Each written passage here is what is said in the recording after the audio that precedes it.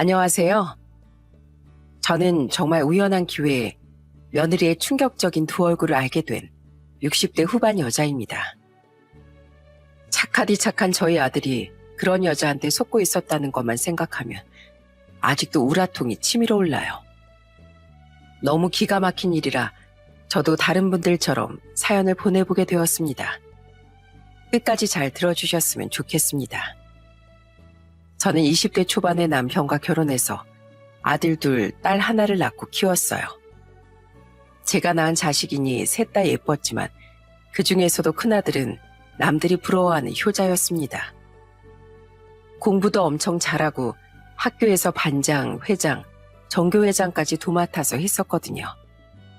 집에서도 늘상 저랑 남편이 고생할까봐 집안일을 먼저 나서서 도와주는 아이였어요. 엄마, 설거지는 제가 할 테니까 들어가서 쉬세요. 아니야, 너야말로 들어가서 공부나 해. 이건 엄마 할 일이니까 도와줄 필요 없어. 에이, 이럴 때라도 엄마가 좀 쉬셔야죠. 전 어차피 공부할 만큼 해놔서 설거지할 시간 정도는 있어요. 하지만 문제는 저희 작은 아들이었습니다.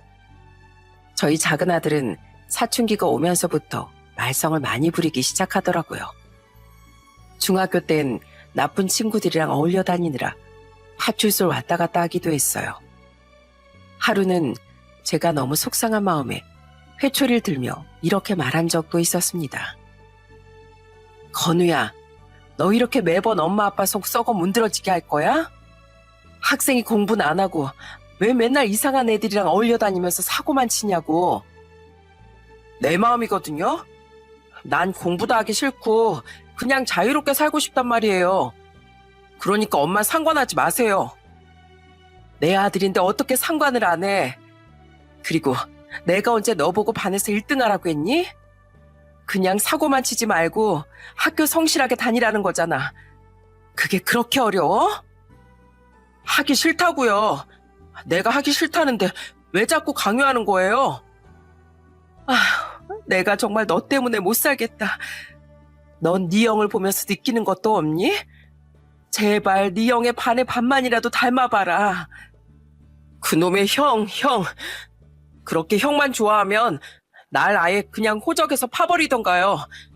어차피 엄마 아빠는 형만 좋아하잖아요. 나도 이렇게 차별 대우받는 거 진짜 지긋지긋하다고요. 저는 그 말을 듣고 너무 속이 상하더군요. 제 배 아파 낳은 똑같은 자식인데 누가 좋고 누가 싫고 하겠습니까? 그런데 작은 아들은 큰 아들한테 자격지심이 있었는지 자기가 차별 대우를 받는다고 생각하더군요. 저랑 남편이 아무리 아니라고 얘기해봤자 소용이 없었어요. 그런데 하루는 학교 끝나고 저녁에 집에 돌아온 저희 아들들을 보고 깜짝 놀라고 말았습니다. 둘 다 얼굴이 만신창이가 되어 있는 거예요. 너희 얼굴이 왜 이래? 설마 둘이 싸웠니? 제가 그렇게 묻자 작은 아들은 고개를 푹 숙이고 아무 말도 못하고 큰아들이 저한테 무슨 일이 있었는지 말해주더군요. 얘기를 들어보니 큰아들이 학원을 가는 길에 충격적인 장면을 보게 되었대요. 그건 바로 작은 아들이 또래 친구들한테 4대1로 일방적으로 당하고 있는 모습이었답니다. 큰아들은 그걸 보자마자 바로 달려가서 소리를 쳤다네요. 야, 너희들 지금 내 동생한테 뭐 하는 거야? 나이도 어린 것들이 지금 뭐 하는 거냐고? 넌 뭐야? 우리끼리 다정하게 얘기하고 있는 거니까 상관하지 말고 꺼져. 꺼지긴 뭘 꺼져? 당장 내 동생 안 놔줘? 내 동생 건드리지 말라니까. 아이고, 꼬레치 동생이라고 챙기는 것 좀 봐. 야, 우리 아예 그냥 저놈까지 아주 혼쭐을 내주자. 저희 큰아들은 그 애들과 싸우기 위해 달려들었지만 쪽수로 밀리는 바람에 작은 아들이랑 같이 쥐어 터지고 말았대요. 그래서 얼굴이 그 모양 그 꼴이 되었던 겁니다. 저는 너무 속상한 마음에 작은 아들한테 이렇게 말했어요. 건우야, 너 도대체 이게 무슨 일이니? 그러게 이상한 친구들이랑 어울려 다니지 말라고 했지? 너 만약에 네 형이 지나가다가 안 봤으면 어쩔 뻔했어. 알았어요. 다음부턴 절대 안 그럴게요. 그런데 형, 아까 나 왜 구해줬어? 형 나 싫어하는 거 아니었어? 내가 맨날 형한테 짜증내고 소리 질러서 나 미워하는 거 아니었냐고. 작은 아들은 눈물을 훔치며 큰아들한테 그렇게 물어보더군요. 그러자 큰아들은 작은 아들의 머리에 꿀밤을 한 대 쥐어박더니 이렇게 얘기하더라고요. 야, 너 같으면 동생이 당하고 있는데 가만히 있겠냐? 4명이 됐든 5명이 됐든 내가 다쳐서라도 널 도와야지. 그게 가족이고 형인 거야. 넌 그럼 지나가다가 우리 지수가 그렇게 당하고 있는 거 보면 안 나설 거야? 그냥 모른 척하고 가버리려고? 그건 아니지. 아무래도 내 여동생인데 남들이 건드리면 가만 못 있지. 거봐. 나도 너랑 똑같은 마음으로 그렇게 한 거야. 그리고 내가 널 왜 싫어해? 네가 사춘기라서 좀 예민하고 짜증도 많은 건 알지만 그래도 내 동생이잖아. 네가 비록 겉으론 틱틱거려도 속마음은 착하다는 거 난 다 알아. 형, 진짜로 형은 그렇게 생각하는 거야? 내가 여태까지 형한테 그렇게 못되게 굴었는데도 날 미워하지 않는 거야? 그렇다니까. 내가 널 미워하긴 왜 미워해? 사랑하면 몰라도. 그러자 작은 아들은 크게 소리내어 엉엉 울기 시작하더군요. 그 사건을 계기로 작은 아들은 큰 아들을 잘 따르기 시작했어요. 큰 아들이 공부했던 책들도 가져가서 보기 시작하고 큰 아들 옆에 꼭 붙어 앉아 공부를 배우기도 하더군요. 형, 난 학교에서 선생님이 가르쳐 주시는 것보다 형이 설명해 주는 게 머리에 더 쏙쏙 들어와. 그리고 형이 필기를 너무 잘해놔가지고 이것만 봐도 남들보다 공부를 2배는 하는 느낌이야. 그래? 그럼 다행이네. 앞으로도 내가 공부 많이 가르쳐 줄 테니까 열심히 한번 해봐. 너 아직 중학생이니까 충분히 성적 올릴 시간 많아. 알았어. 내가 형을 위해서라도 진짜 열심히 공부할게. 나도 형처럼 반에서 1등 한번 해봤으면 소원이 없겠다. 그런데 그때 옆에서 그걸 지켜보고 있던 저희 딸이 웃으면서 이렇게 얘기하더군요. 뭐야, 작은 오빠 하루아침에 너무 변한 거 아니야? 사람이 갑자기 변하면 큰일 난다던데? 내가 변하긴 뭘 변해. 나 원래 성실하고 착한 사람이었어. 에이, 거짓말. 내가 여태까지 본 게 있는데? 그래도 큰 오빠 덕에 작은 오빠가 이제라도 사람 됐으니 다행이네. 그렇게 한때 말썽이었던 저희 작은 아들은 방황을 끝내고 다시 착한 아이로 돌아오게 되었어요. 그 이후엔 저희 아이들 셋 다 공부도 열심히 하고 말썽도 안 부리며 학교 생활을 성실히 했답니다. 그런데 저희 큰아들이 대학교에 들어갈 때쯤 문제가 터지고 말았어요. 그때 IMF가 터지는 바람에 남편이 하고 있던 사업이 무너지게 된 거예요. 집에 사람들이 찾아와 빨간 딱지를 막 붙이고 난리가 났습니다. 저는 너무 무섭고 당황스러워서 남편한테 이렇게 얘기했어요. 여보, 도대체 이게 무슨 일이야? 우리 이제 어떻게 되는 거야? 어떻게 되는 거냐고. 미안해. 내가 어떻게든 해결을 해보려고 했는데 내 힘으론 도저히 안 되더라고. 나도 지금 머리가 너무 복잡하고 눈앞이 캄캄해서 어떻게 해야 될지 모르겠어. 남편은 그날 이후로 매일 창밖만 바라보며 한숨을 쉬었어요. 저도 속이 정말 많이 타들어갔습니다. 저희 큰아들이 공부를 정말 잘했는데 갑자기 집이 이렇게 되는 바람에 대학 등록금을 내줄 돈도 없었거든요. 그래서 제가 어떻게든 등록금을 구해보려고 여기저기 발로 뛰었지만 쉽지 않았습니다. 그런데 하루는 저희 큰아들이 저랑 남편한테 이렇게 얘기하더군요. 엄마, 아빠, 저 대학 포기할게요. 집안이 이렇게 힘든데 제가 대학을 갈 순 없잖아요. 저 그냥 대학 포기하고 공장이라도 들어가서 돈 벌어올게요. 성준아, 그게 무슨 소리야? 너처럼 공부 잘하는 애가 대학을 가야지. 왜 대학을 안 가? 등록금은 엄마랑 아빠가 어떻게 해서든지 마련해 볼 테니까 그런 얘긴 하지 마렴. 하지만 큰아들은 끝까지 대학을 안 가겠다고 하더군요. 워낙 착한 아이라 본인 때문에 저희가 고생하는 게 싫었던 것 같아요. 그런데 그때쯤 저희 시어머니한테서 전화가 왔습니다. 저는 너무 속상한 마음에 처음으로 시어머니 앞에서 울고 말았어요. 어머님, 저 어떻게 해요? 그 이 사업이 그렇게 되는 바람에 우리 성준이 대학도 못 가게 생겼어요. 여태까지 그렇게 공부를 열심히 했는데 다 물거품이 되게 생겼다고요. 아이고, 어찌 그런 일이. 그래도 애미 네가 주저앉지 말고 힘을 내야지. 그래야 우리 성준이도 힘을 낼 거 아니냐. 일단 알겠으니 내가 다음 주 중에 한번 올라가마. 그러니까 우리 성준이 절대 대학 포기 못하게 네가 잘 설득하고 있으려무나. 그 후 일주일쯤 지났을 때 시골에 계시는 저희 시부모님께서 꽁꽁 돈을 싸매고 오셨어요. 저한테 그 돈 봉투를 주시면서 이렇게 말씀하시더군요. 이거 우리 성준이 등록금 해라. 너희가 사정이 그렇게 됐으니 우리라도 손주를 대학에 보내야지. 어머님, 저 이거 못 받아요. 이거 어머님이랑 아버님이 농사 지으면서 힘들게 버신 거잖아요. 우리가 농사 짓는 건 다 우리 자식들 잘 되라고 짓는 거야. 우리 손주가 그렇게 영특한데 대학을 안 가면 되겠니? 그러니까 우리한테 미안해하지 말고 이 돈 받아서 우리 성준이 꼭 대학 보내거라. 알았지? 어머님, 정말 감사해요. 제가 이 돈은 꼭 다시 갚을게요. 그렇게 저희 시부모님 덕분에 저희 큰아들은 명문대에 들어갈 수 있게 되었습니다. 남편은 사업을 정리하고 다른 회사에 취직해서 일을 하기 시작했어요. 그리고 작은 아들도 큰아들을 본받아 열심히 공부한 끝에 명문대까지는 아니지만 서울에 있는 대학에 들어가게 되었습니다. 저희 막내딸도 마찬가지고요.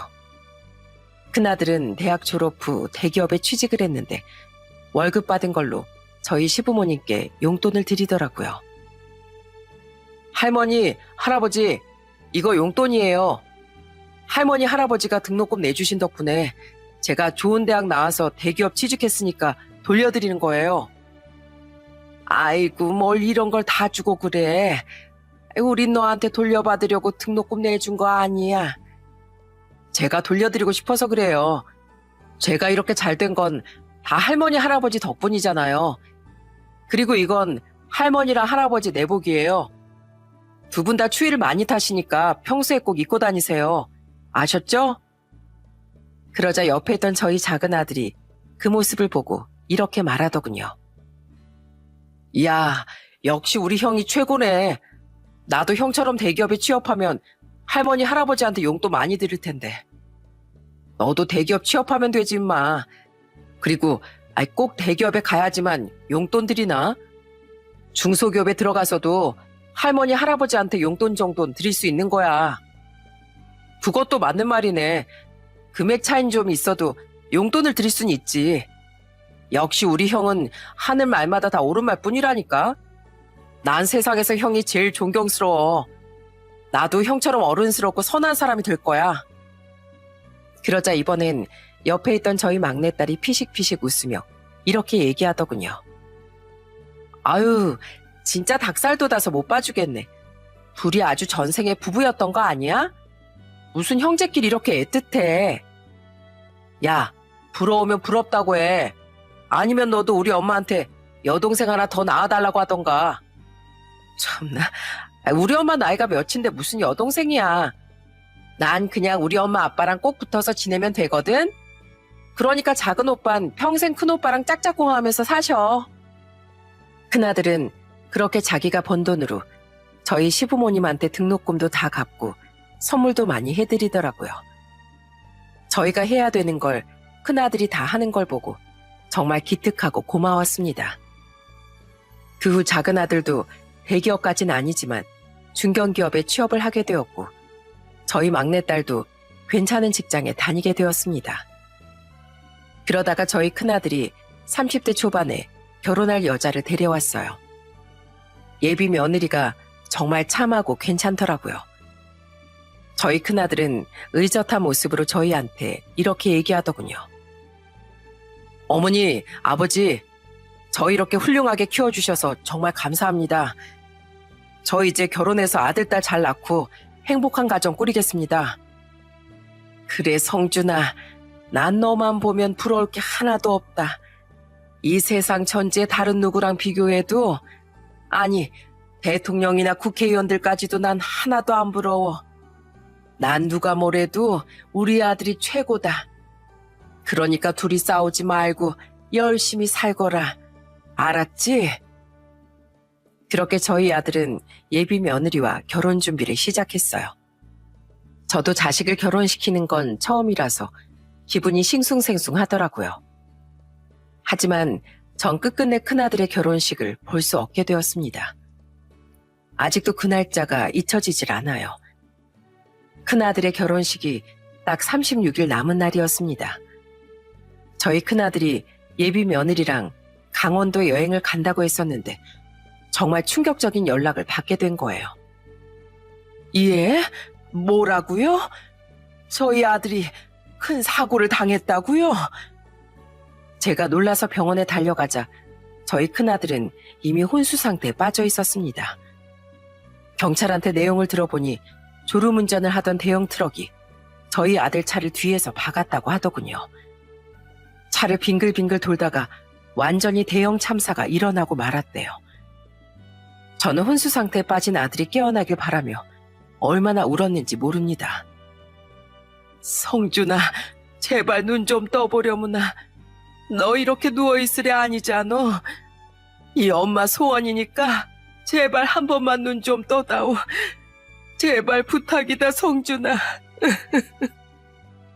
하지만 저희 아들은 혼수 상태에 빠진 지 이틀 만에 결국엔 세상을 떠나고 말았어요. 중상을 입어서 입원을 하고 있던 예비 며느리도 큰 충격을 받아 너무 힘들어 하더라고요.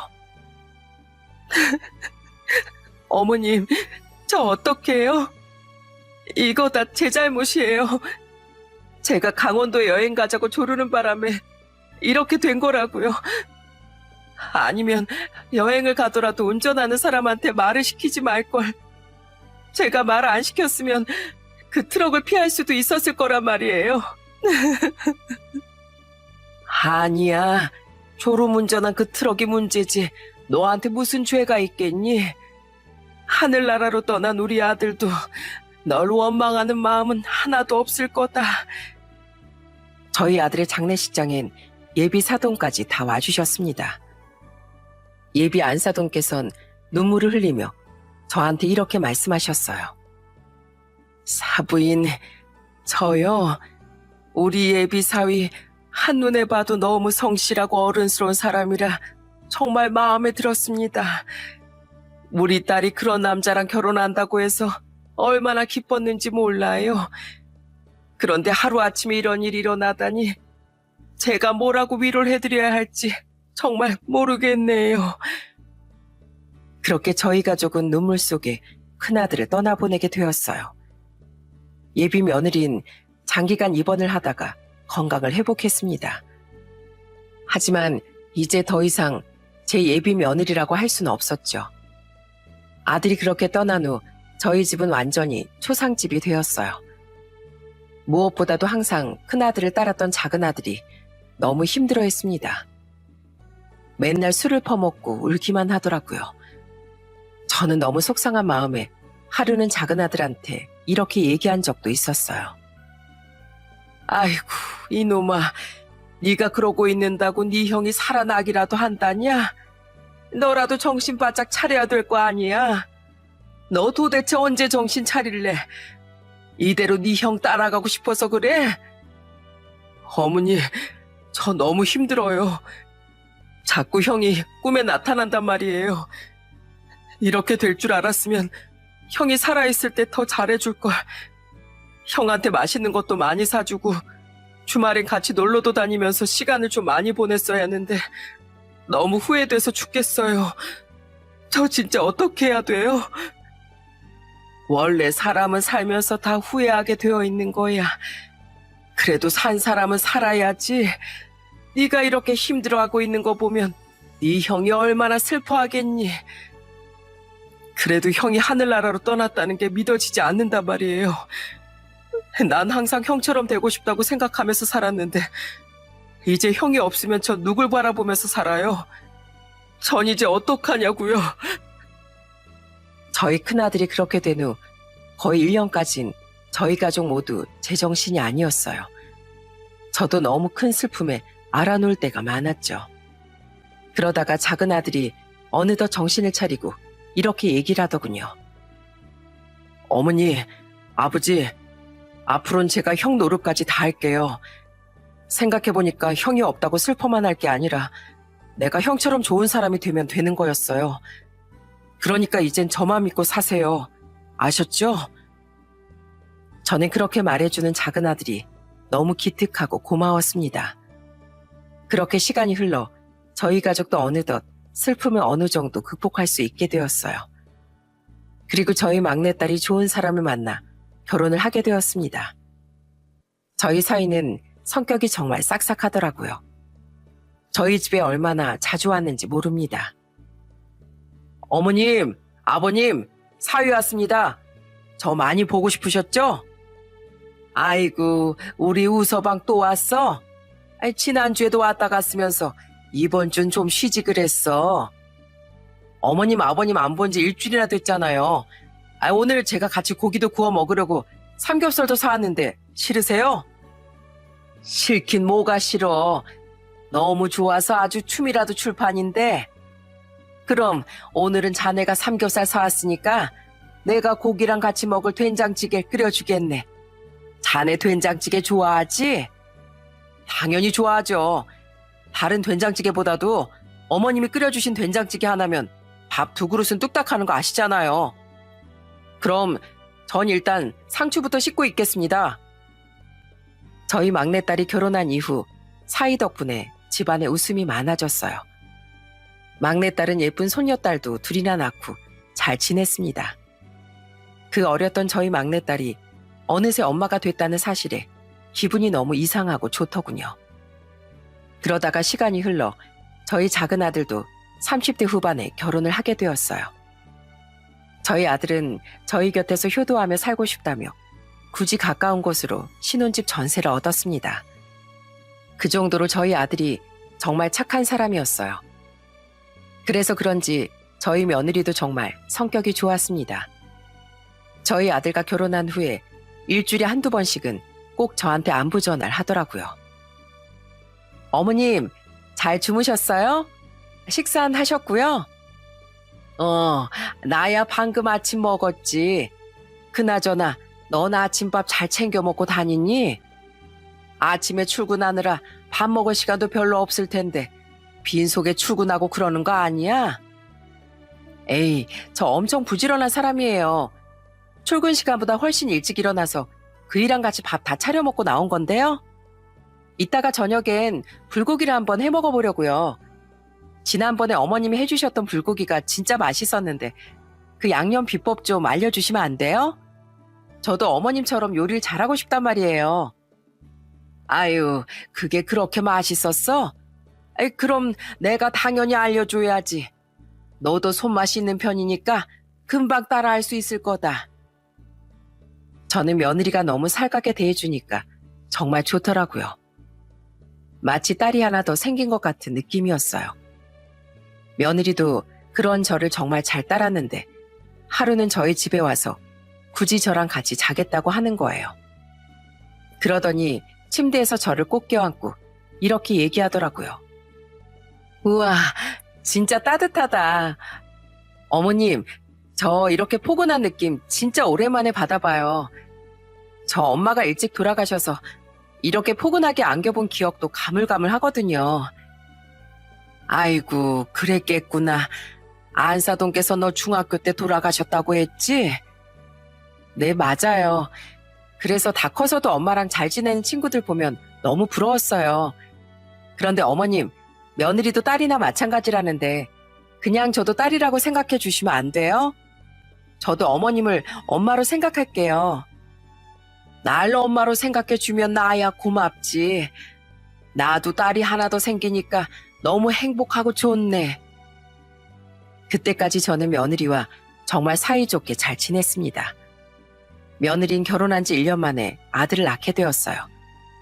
저는 집도 가깝겠다, 며느리가 좀 쉬었으면 좋겠다는 마음에 간간히 가서 애를 봐줬습니다. 어머님, 또 오셨어요? 제 애는 제가 봐도 되는데 괜히 저 때문에 어머님이 고생하시는 거 아니에요?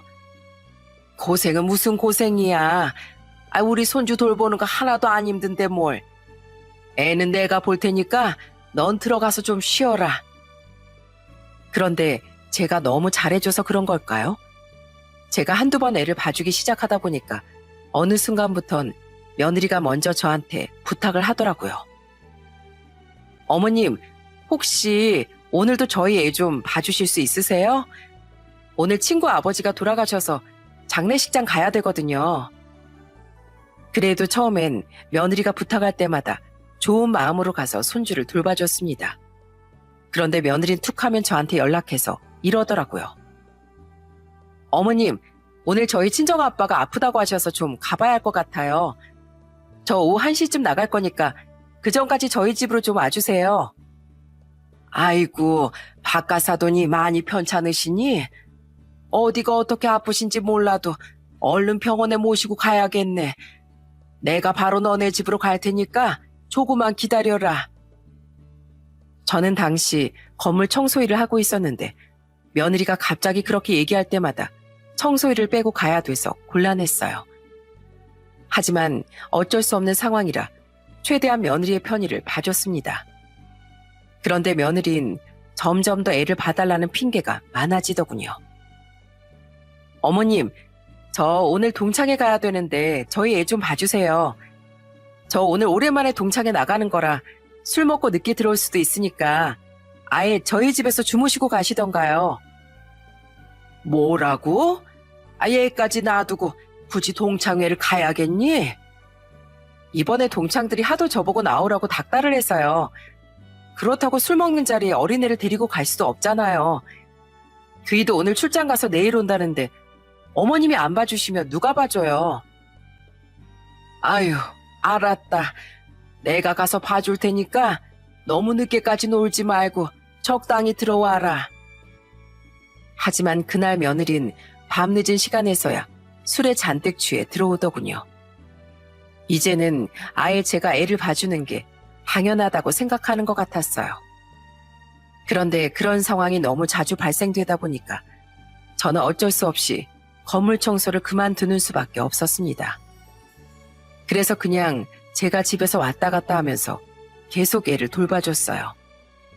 그러자 하루는 저희 아들이 저한테 돈 봉투를 주면서 이렇게 말하더군요. 어머니, 저희 애 때문에 고생 많으시죠? 이거 제가 두둑히 챙겼으니까 받으세요. 어머니가 이렇게 고생하시는데 제가 이거라도 드려야죠. 제가 끝까지 돈 봉투를 안 받자 아들은 아예 계좌 이체로 저한테 돈을 보내버리더군요. 저는 솔직히 돈 때문이 아니라 아들이랑 며느리가 편하게 애를 키웠으면 좋겠다는 마음도 있었고 자주 혼자 있는 며느리가 짠해서 도와준 것도 있었어요. 하지만 며느린 제가 너무 잘해주니까 고마워하지도 않고 점점 변해가기 시작하더군요. 전에는 저한테 엄마로 생각하겠다면서 달라붙어 애교를 떨더니 이제는 제가 말을 걸어도 대답을 안 할 때가 많았죠. 게다가 한 번은 아들이 저한테 전화해서 한숨을 푹푹 쉬며 이런 얘기를 하더라고요. 어머니, 요즘에 진짜 그 사람 때문에 골치 아파 죽겠어요. 솔직히 우리 집 정도면 애 하나 키우기에 부족한 건 아니지 않나요? 갑자기 그게 무슨 소리야? 네 마누라가 집 가지고 뭐라고 하든? 신축도 아니고 구축에다가 평수도 25평밖에 안 된다고 얼마나 불평을 하는지 몰라요. 자기 친구는 40평짜리 신축 아파트에 산다나 뭐라나.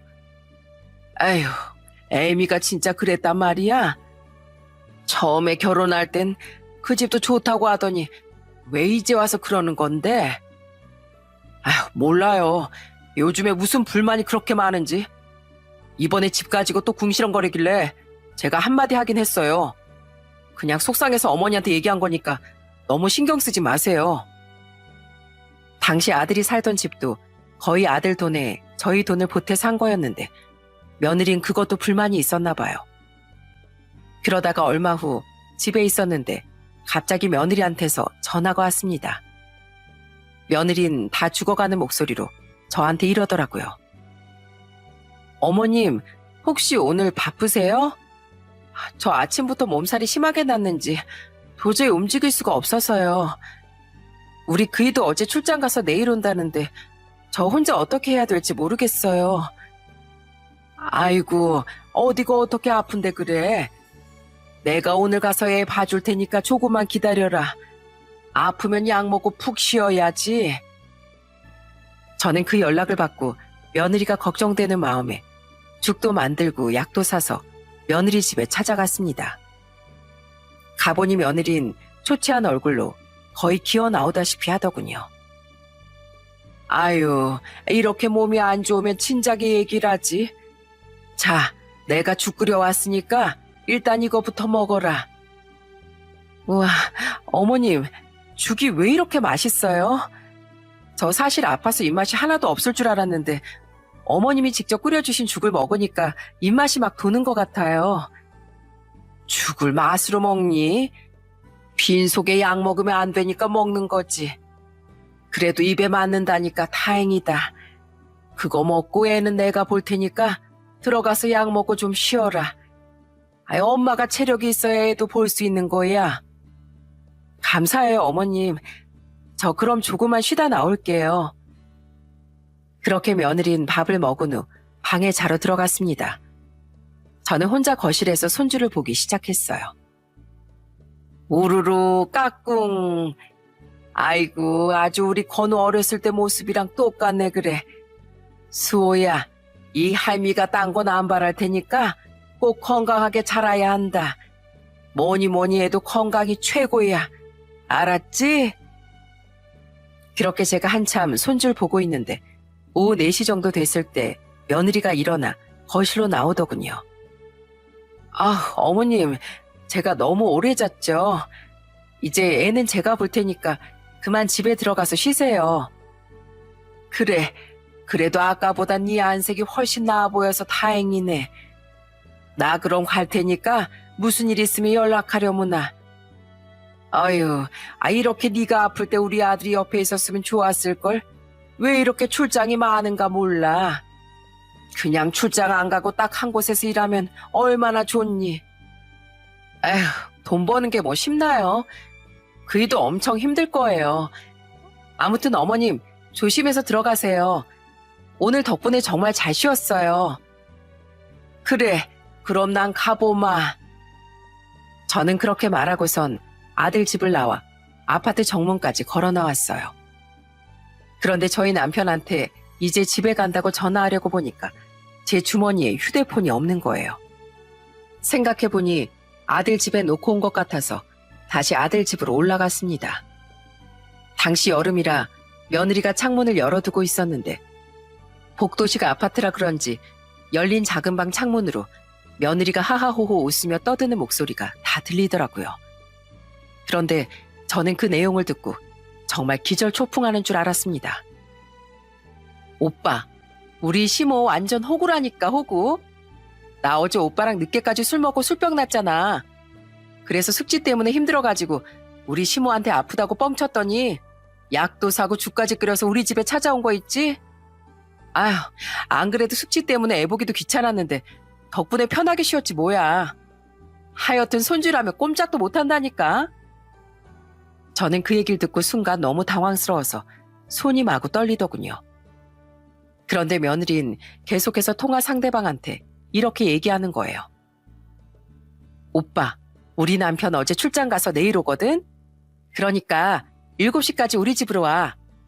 우리 저녁에 맛있는 거 시켜 먹고 맥주도 한잔하자. 뭐 시켜 먹을까? 닭볶음탕? 아니면 아구찜? 나 오빠 보고 싶으니까 꼭 시간 맞춰서 퇴근하고 바로 와야 돼. 알았지? 며느리는 아무래도 저희 아들이 아닌 다른 남자와 통화를 하는 것 같았어요. 그런데 내용을 들어보니 보통 사이가 아닌 것 같더군요. 며느리란 인간이 시어머니한테 거짓말해서 부려먹기나 하고 착한 저희 아들을 속이고 딴짓을 하고 있다고 생각하니까 너무 기가 막혀서 눈물이 다 나오더군요. 저는 어떻게 해야 될지 잠시 고민하다가 며느리가 전화를 끊은 후에 아무렇지도 않은 척 초인종을 띵동하고 눌렀습니다. 그러자 며느리가 깜짝 놀라 현관문을 열더군요.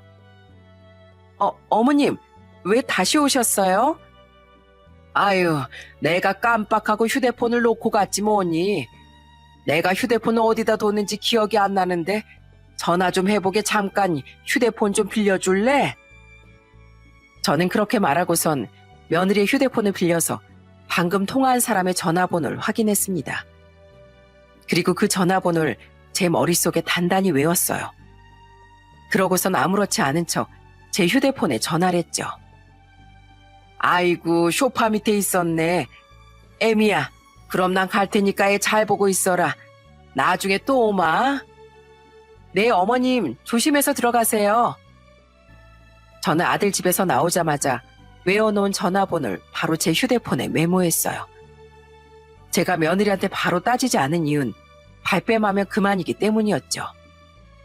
제가 통화를 엿들은 거 말곤 다른 증거가 하나도 없었고 얘기해봤자 이상한 노인네 취급받을 게 뻔했으니까요. 그래서 저는 아들 집을 나오자마자 출장 가 있던 저희 아들한테 전화해서 제가 들은 내용을 다 얘기했습니다.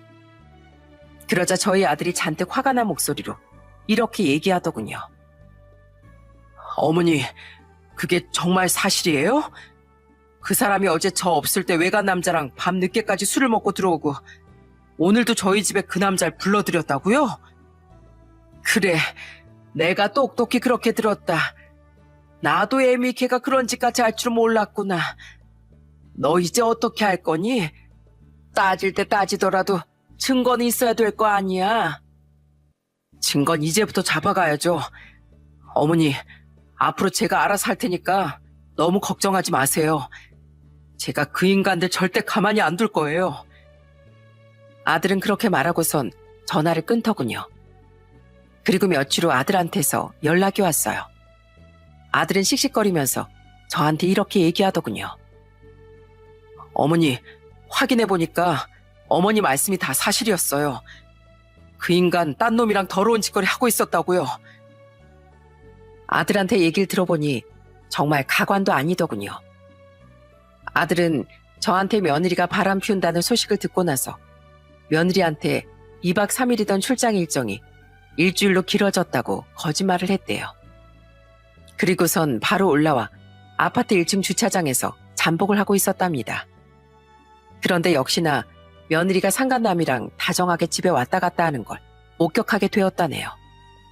그렇게 증거 사진도 여러 장 찍고 며느리랑 상간남이 같이 집에 있을 때 집으로 쳐들어갔다고 합니다.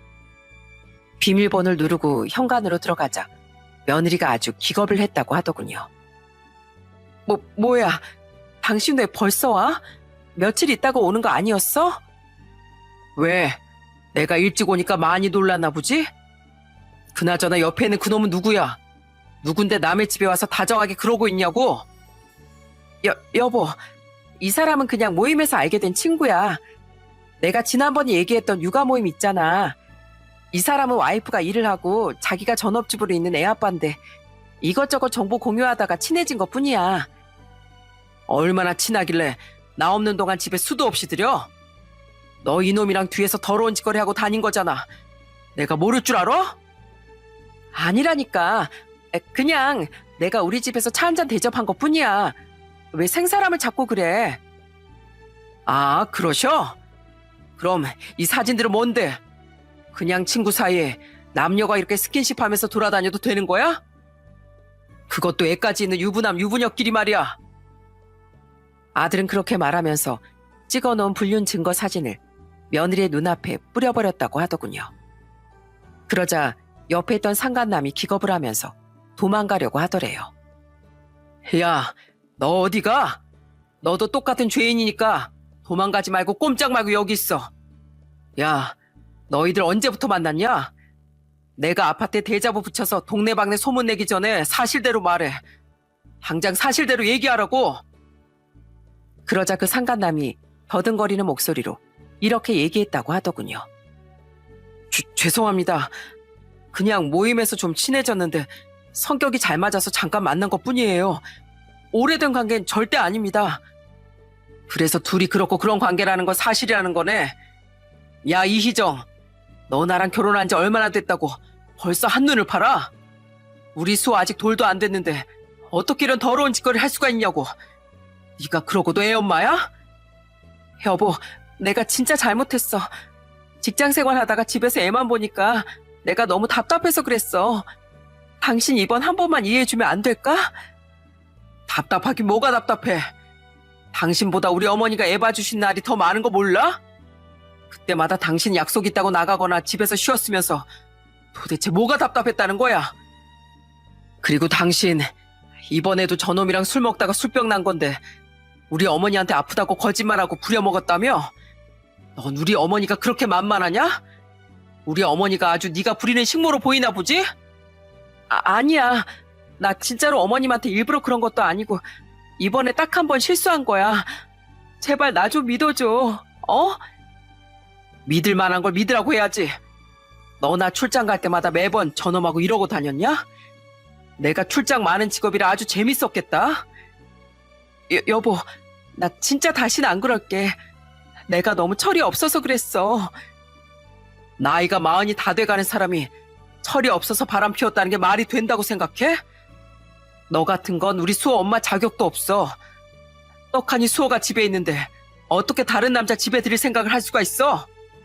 너 같은 건 우리 수호 엄마 자격 박탈이야. 그러니까 저놈이 그렇게 좋으면 저놈하고 살아. 난 너 같은 거하고 절대 못 살겠으니까. 여보, 지금 나랑 이혼하겠다는 얘기야?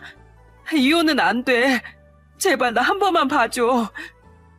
내가 널 도대체 왜 봐줘야 되는데? 난 분명하게 내 의사 전했으니까 그런 줄 알아. 우리 수호도 앞으로 내가 키울 거고 당신은 그냥 여기서 몸만 나가. 나가서 저놈을 만나든 아니면 딴 놈을 더 만나든 알아서 하라고. 여보, 여보. 아들은 그렇게 며느리와 상간남을 집에서 쫓아냈다고 하더군요. 저는 그 얘기를 듣고 정말 속에서 열불이 터지는 줄 알았습니다. 그런데 저희 아들이 끝까지 이혼한다는 의사를 굽히지 않으니까 며칠 후 며느리가 저희 집까지 찾아왔더군요. 며느린 저한테 매달리면서 울고불고 이렇게 얘기했어요. 어머님, 제발 그이 좀 알려주세요. 저 그이랑 절대 이혼 못해요.